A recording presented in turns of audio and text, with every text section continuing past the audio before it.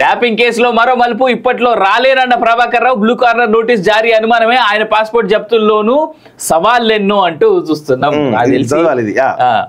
రాష్ట్రంలో తీవ్ర చర్చనీయాంశంగా మారిన ఫోన్ ట్యాపింగ్ కేసు మరో మలుపు తిరిగింది. విదేశాల్లో ఉన్న ప్రధాన నిందితుడు ప్రభాకర్ రావు ఇప్పట్లో తాను హైదరాబాద్ తిరిగి రాలేనని దర్యాప్తు అధికారులకు సమాచారం ఇవ్వడమే ఇందుకు కారణం.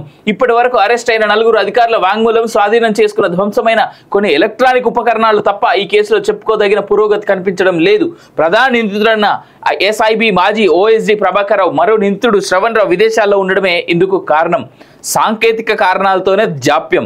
తామే అనుమతి ఇచ్చుకొని తామే ట్యాపింగ్ చేయడం ఎక్కడా ఉండదు. ఫోన్ ట్యాపింగ్ కోసమే అప్పుడు ప్రభుత్వం ప్రభాకర్ రావుకు ఆ అధికారాన్ని కట్టబెట్టింది. అత్యవసర పరిస్థితుల్లో అనుమతి ఇవ్వొచ్చంటూ ముక్తాయింపు ఇచ్చిన అదే అధికారాన్ని అడ్డం పెట్టుకుని ప్రభాకర్ రావు ముఠా చెలరేగింది.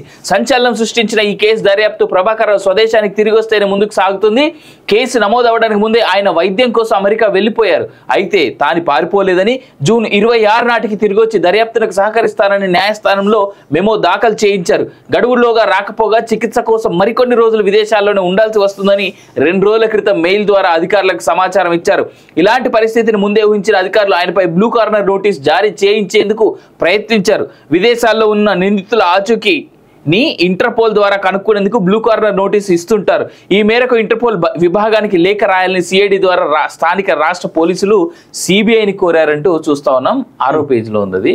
ఈ విన్నపం ఇంకా సిబిఐ వద్ద పెండింగ్ లో ఉంది. ఇది ఇంటర్పోల్ కు వెళ్ళడానికి చాలా సమయం పడుతుంది. ఎందుకంటే కేసు నమోదవక ముందే ప్రభాకర్ రావు విదేశాలకు వెళ్లారు. అంతకుముందు కూడా చికిత్స కోసమే పలుమార్లు వెళ్లి వచ్చారు. ఈ కారణంగానే ఆయన పరారీలో ఉన్నట్లు నిర్ధారించడం అంత సులభం కాదు. అలాంటప్పుడు ఇంటర్పోల్ లాంటి సంస్థ బ్లూ కార్నర్ నోటీసు జారీ చేయడం అనుమానమే. చూడండి, మొదటి అంటే ఆయనకు అన్ని తెలుసు ప్రభాకర్ రావు కాబట్టి అక్కడ నుంచి రావట్లేదు.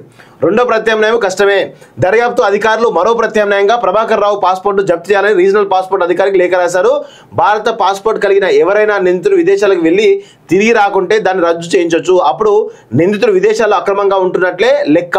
విషయాన్ని మన దర్యాప్తు సంస్థలు సంబంధిత దేశానికి చేరవేసిన వెంటనే నిందితుడిని వెనక్కి పంపించేశారు. ఎర్రచందన స్మగ్లర్ ఎర్ర గంగిరెడ్డిని ఇలానే స్వదేశానికి రప్పించారు.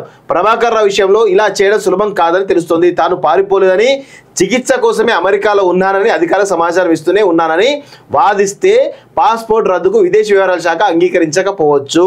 ప్రభాకర్ రావు ఇప్పట్లో తిరిగి వచ్చే అవకాశం కనిపించడం లేదు. విదేశాల్లో ఉన్న మరో నిందితుడు శ్రవణ్ రావు కూడా ఇప్పట్లో తిరిగి వచ్చేలా లేరు. ఫలితంగా ఫోన్ ట్యాపింగ్ కేసు దర్యాప్తు డోలాయమానంలో పడింది. అంటే చూడండి, ఇక ఫోన్ ట్యాపింగ్ కేసు ఎటు మూవ్ కాదు అనేది కొన్ని ఆధారాలతో మనకైతే అర్థమవుతుంది. మరి దీనిపైన రేవంత్ ఏం చేస్తాడో చూడాలి. ఎందుకంటే బ్లూ కార్నర్ నోటీస్ జారీ చేయాలంటే సిబిఐ కానీ దర్యాప్తు సంస్థలు పర్మిషన్ ఇవ్వాలి. వాళ్ళు ఇచ్చే పరిస్థితి కనబడతలేదు. ఆ ఇంటర్పోల్ వాళ్ళు ఇచ్చే పర్మిషన్ కనబడతలేదు. ఆ పాస్పోర్ట్ రద్దు చేయాలంటే మరి పాస్పోర్ట్ చాలా రకాల అంశాలు ఉంటాయి. సో మొత్తానికైతే ప్రభాకర్ రావు సేఫ్ గా ఉన్నాడు. దాంతో పాటు కేసీఆర్ కూడా అందుకే ఫామ్ హౌస్ లో ఎంజాయ్ చేస్తా ఉన్నాడు. ఇక్కడ ఇంకో విషయం అన్న, మెయిల్ రాస్తున్నాడు కదా, నీకు ఎక్కడ ఉన్నాడో దొరుకుతలేడు, ఏ దేశంలో ఉన్నాడో తెలియట్లేదు కదా.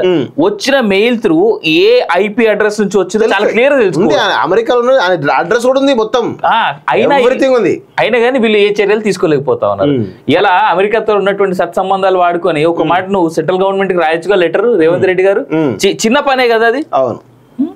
ట్యాపింగ్ కేసులో మరో మలుపు. ఇప్పట్లో రాలేనన్న Prabhakar Rao blue corner notice జారీ అనుమానమే ఆయన పాస్పోర్ట్ జప్తుల్లోనూ సవాళ్ళెన్నో అంటూ చూస్తున్నాం. రాష్ట్రంలో తీవ్ర చర్చనీయాంశంగా మారిన ఫోన్ ట్యాపింగ్ కేసు మరో మలుపు తిరిగింది. విదేశాల్లో ఉన్న ప్రధాన నిందితుడు ప్రభాకర్ రావు ఇప్పట్లో తాను హైదరాబాద్ తిరిగి రాలేనని దర్యాప్తు అధికారులకు సమాచారం ఇవ్వడమే ఇందుకు కారణం. ఇప్పటి వరకు అరెస్ట్ అయిన 4 అధికారుల వాంగ్మూలం, స్వాధీనం చేసుకున్న ధ్వంసమైన కొన్ని ఎలక్ట్రానిక్ ఉపకరణాలు తప్ప ఈ కేసులో చెప్పుకోదగిన పురోగతి కనిపించడం లేదు.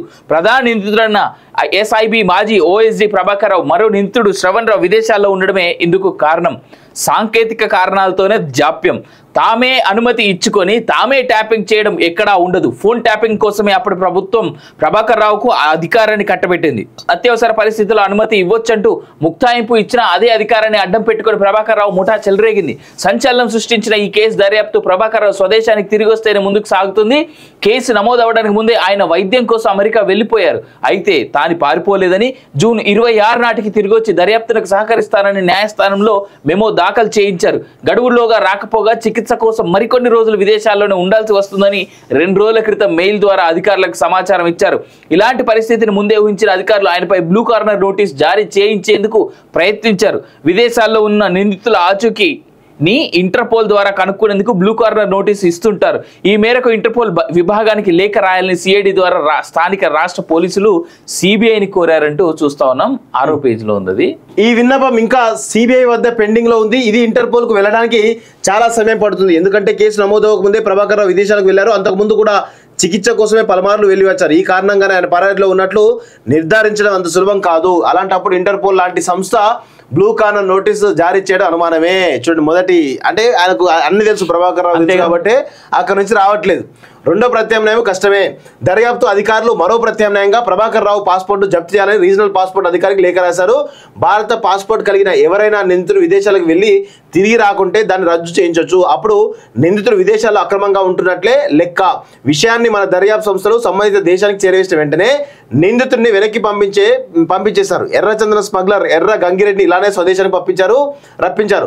ప్రభాకర్ రావు విషయంలో ఇలా చేయడం సులభం కాదని తెలుస్తోంది. తాను పారిపోలేదని, చికిత్స కోసమే అమెరికాలో ఉన్నానని, అధికారులకు సమాచారం ఇస్తూనే ఉన్నానని వాదిస్తే పాస్పోర్ట్ రద్దుకు విదేశీ వ్యవహారాల శాఖ అంగీకరించకపోవచ్చు. ప్రభాకర్ రావు ఇప్పట్లో తిరిగి వచ్చే అవకాశం కనిపించడం లేదు.